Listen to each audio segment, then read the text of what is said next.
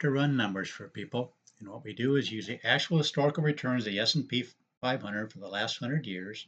We project ahead what similar returns might do for you in the future, and the resulting numbers are simply a possible range of what may happen in the future. Key upon this word, a possible range. I've got an interesting scenario here, and it's very important that you understand what's going on here. Here was what people wanted me to do. They said, thanks for the great info. Your projection actually account for inflation as well. They say we currently have 388,000. So that's what we're going to do. We start running some numbers for people. They're actually going to give me three different scenarios, but I want you to catch. Really, it's really important you catch what they asked me to run here. 388,000. They're a male 33 and a female 32. What numbers are we looking at by the time we turn 60, which is 2051? So we're basically looking at the 27 or 28-year column. I just have 26 and 28 here. So they're going to put 388,000 in, and that's scenario number one. They aren't going to add any more. No further contribution. That's scenario number one.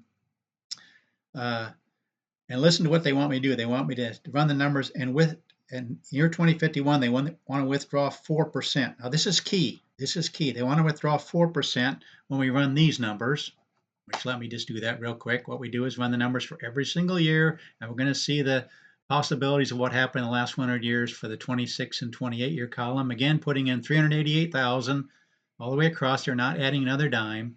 In the worst case scenario for the 26-year period, you'd have 2.4 million. The median of this column is 5.1. And the 28-year column, the worst case scenario is 3.3 million, and the median is 6.49.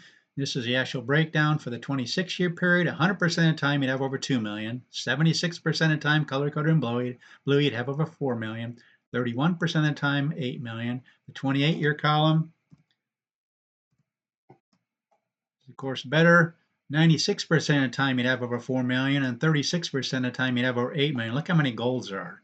But here's the issue that I want you to catch. They say they want me to run it at 4% withdrawal rate when they reach retirement with these numbers. We're not going to take into account inflation yet, because I'll explain that later. But we do show these in every chart. Every spreadsheet, we do show you the buying power of these amounts up here with, in this case, of 4%. But I want you to catch second scenario. This is so important. Second scenario, they want to do $37.50 a month. They said they want to max out their 401k only, which they say would be $37.50 a month, $3,750 a month. Please bear with me. This might be a little bit longer video, but this is so important to catch. They said $37.50 a month till year 2030. So what they want to do is just put the money in, this extra $37.50, just for through year 6. 2030 is 6 years from now. I realize we're halfway through. Again, these are all approximations. So in other words, it's going to be $37.50 going down through here. Now we're going to update these numbers. They're going to be higher than this because you're putting in this money and it's accumulating for 26 and 28 years. But I want to key upon what they say next. But let's first of all run these numbers, which is what we do on this channel. We run these numbers. This is so important to catch because there's a misconception going on here as we run these different scenarios. We're going to have more money. 26-year column, worst case scenario is 4.1 million, the median 7.7, and the worst case scenario for 28 is 5.4 and 9.45. But I want you to catch what they ask me next. They say they want to do this until 2030 and withdraw 6% starting in 2051. Did you catch the difference? They wanted to do 4% in the first scenario, 6% in the second scenario. Now let me run the third one. The third one, they want to save 60,000 a year, 5,000 per month until the year 2030. So we're going to run this one. Obviously, these numbers are going to be higher because they're putting in more money. So let's go ahead and update this. It's going to change these worst case scenarios, which is what they looked like they were really invested in because they wanted me to run a 4% inflation rate and use a worst case scenario. Again, we're looking at the 26 and 28 year period. Now we got 4.4 million and 6 million. Now, my question is they also said, this is the important thing, they want to be able to withdraw 8% when they get to retirement then. So the lesser amount they put in, 4%. The greater next amount they want to put in more, the $37.50 a month, that was going to be at 6% withdrawal rate. And this last one will be 8% withdrawal rate. Here's the problem. First of all, I don't know what numbers to run. Do I run 2 million, 3 million, 4 million, 5 million? Because each of those scenarios. But the key thing is not this beginning balance, believe it or not. It's what you're doing with that beginning balance. Are you taking out, in this first case, it said they want to take out 4%. So I went ahead and ran this number, ran the 4% rule for every single scenario, and it came out 2% of the time you'd run out of money. That was 1929 and 1930 in the last 100 years. This is key, folks. If you go up to 6%, let's just say we look at I think the 6% numbers, the worst case scenario was like 4.1 million. Let's do the 4.4 million then. Let's go ahead and figure out what that would be for the percentage. Let's see what's kind of guessing here. Which is that 12,500? It's not going to be, yeah, this is about as close to 4% as you can get. But they didn't want to run it at 4%. They ran it at 4%, you'd come up with the same 2%, but they wanted to run it at 6%.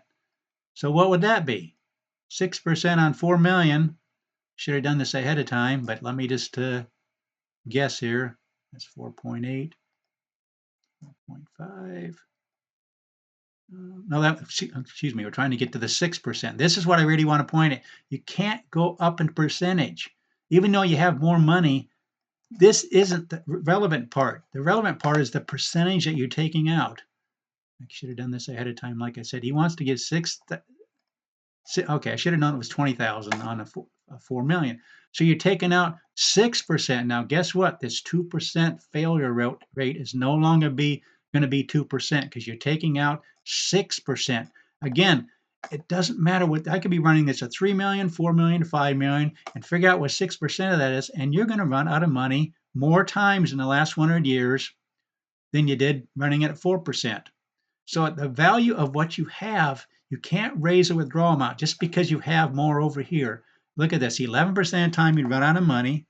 Let's look at the graph. During the Depression years, but we also have as recently as the year 2000. Why? Let's go back here and look at this. In the year 2000, just want to go here real quick because you can catch these down years. If we have returns like that, 6% rule can be problematic as recently as the last 25 years. But look what happens in the third case scenario.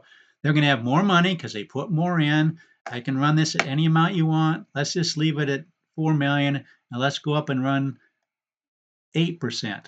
What's 8% here? I should have done this ahead of time, but I didn't.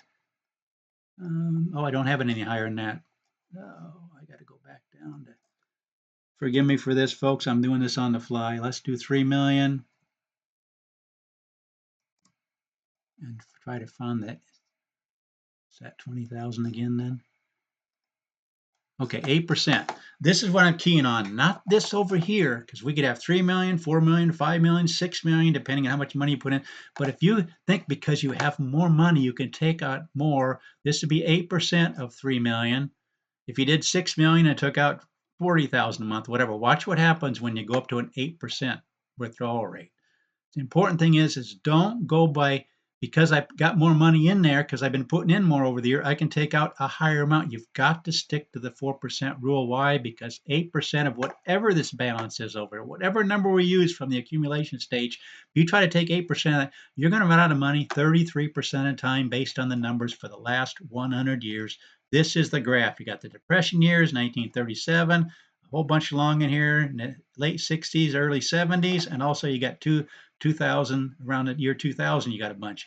So you're running out of money 33% of the time. Why? Because you took out 8%. Because you were thinking, well, I got more in there, I can take out a higher. No, you still stick to the 4% rule. The 4% rule on 3 million, say you had 6 million.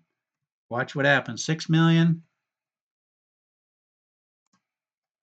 Taking out this 20,000 because you got more, but you're still sticking to the 4% rule. Then what happens when I update this? I'm going to go back to the 2% again. This is the key. But the faulty thinking was because I put in more and I have more, I can take out a higher percentage. No, you still stick to the 4% rule. And 2% of the time in the last 100 years, you have a problem. Those, of course, 1929 and 1930.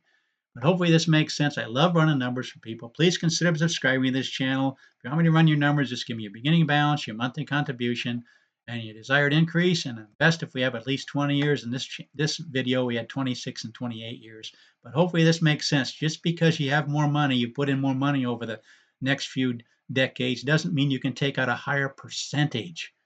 So hopefully that makes sense. Thanks for watching, and please share the video. And again, thanks for watching.